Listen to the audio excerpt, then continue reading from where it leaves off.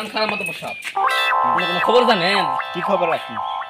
উত্তরবার আমারও আছে না, হ্যাঁ, এগুলো এবার কোরবানি দিবি। তোর কি মাথা ঠিক আছে? ওই তো 3 বেলা ভালো মতন খাবারই পায় না, ওই নাকি কোরবানি দিব। আমার না আমদানি মাথা ঠিক নাই খে। কালকে আমার গইটা আইছে ওর বাইরে একটা ছাগল, আর বিশ্বাস না হলে আমার সঙ্গে আহেন। চল।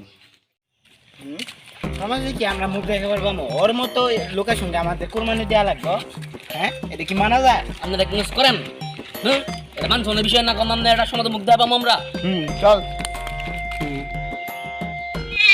বুঝলেন মারো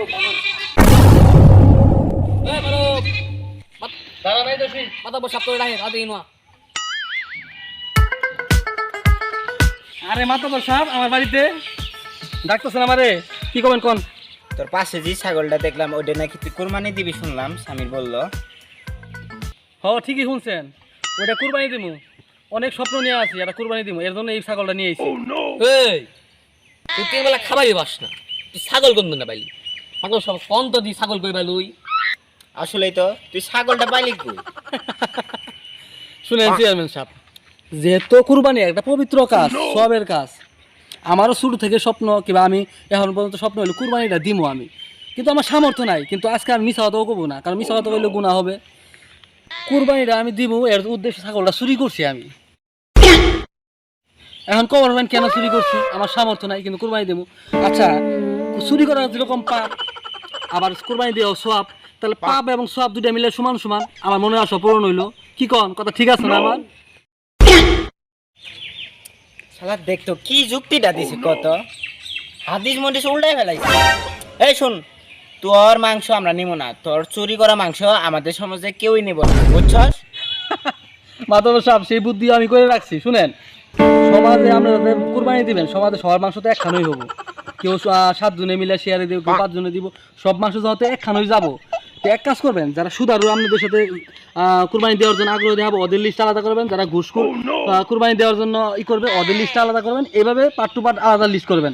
এখন সুদারু করে অথবা ঘুষখোরদের যে লিস্ট করবেন কুরবানির জন্য, ওই সিরিয়ালের মধ্যে আমার নামটা সুন্দর করে ঢুকাই দেবেন। কারণ ওরা ঘুষখোর অথবা সুদারু, তারাও যেরকম আমি চুরি করে নিয়েছি, সেটাও তো একই হইলো।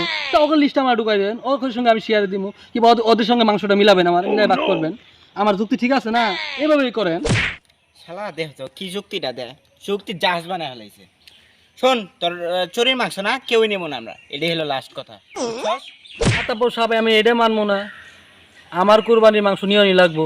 কারণ আমি অনেক স্বপ্ন, অনেক আশা নিয়ে দিতেছি কুরবানি।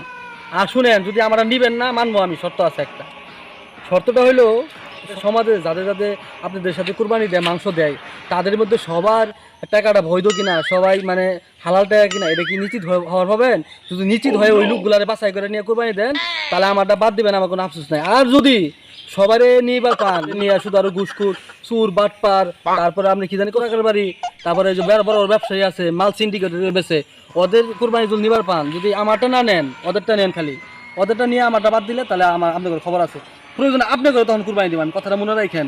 শালা দেখো এটা পাগলাইছে, এর সাথে কথা কয়ে সময় নষ্ট করে লাইফ নাই, পরে দেয়া হবে। চল। শালা এবার তো করে আমি শিক্ষা দিয়া ছাড়বো। আমি না একটা ছাগল চুরি করে নিয়েছি, কুরবানি দিব, মাংসটা আমি একলা খাম না, আমি সবাই নিয়েই খামো, আর মনে আশা পূর্ণ হবো। আর যার ছাগল আসল মালিক, সেও তো সবটা পাবো, কিন্তু এটা আমারটা নিব না। আর সুদখোর, ঘুষখোর এবং টাকার পয়সা অভাব নাই, টাকা এদিক সেদিক কালো টাকা নিয়ে কুরবানি দিতেছে, ওদেরটা ঠিকই নিব। এইবার সমাজের মধ্যে আমি একটা বিশৃঙ্খলা বাজায় থাকবো। ভালো হবে, ভালো করবো নয় খারাপ করবো, কথাটা যেন মন থাকে।